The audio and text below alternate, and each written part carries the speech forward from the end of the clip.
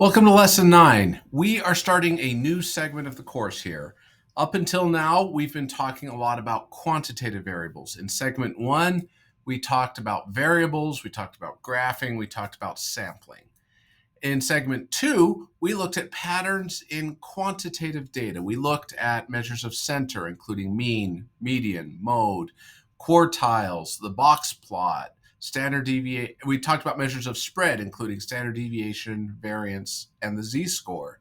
Then we finished up by talking about correlation.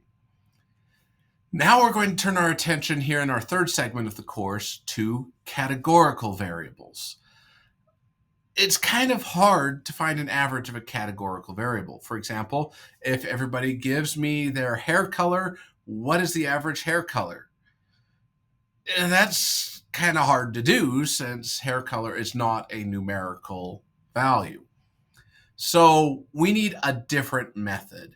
So what we need is some way that we can count the occurrences of each category and use that count to discover patterns in data. And that tool we're going to use for that is probabilities. So we're going to talk a lot about probabilities. That's going to be the topic of this entire segment of the course. I'm going to start off with probabilities and relative frequency. We'll talk about rules of counting. I'll explain that one when we get there. And we'll look at different probability distributions, including a special one called the binomial distribution. So what is a probability? Well, they're how we're going to attach a number to categorical data. We're going to talk first about discrete probabilities in lessons 9 through 12. By discrete probabilities, we're saying something like, if I roll a die, what is the what's the probability of rolling a 4? What's the probability of rolling a 3?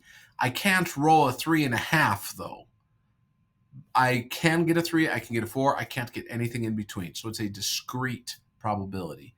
But in lesson 12, we'll shift our focus a little bit as we start to look at continuous probabilities.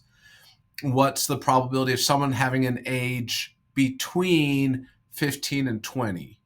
Okay, there's a range, and you can have 15, you can have 16, you can have 15 and a half, you can have 15 and a third, you could have 15.01. All those are possible values. So there, when we get to lesson 12, we'll be talking about a continuous probability, meaning instead of looking at a probability of just one number, we're talking about a probability of a range of numbers.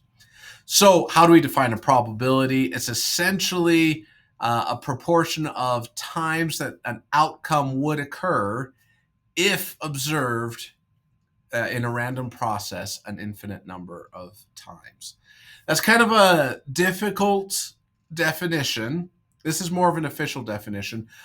In our first video on probability, I'm going to show you a simpler definition of probability, do some calculations with it, and then show you where this definition comes from, and hopefully it will make a little more sense at that point. Key terms you'll see in the segment, we'll talk about relative frequencies, we'll talk about proportions, we're going to talk about the law of large numbers. These are the focuses in this lesson, lesson 9 on probability.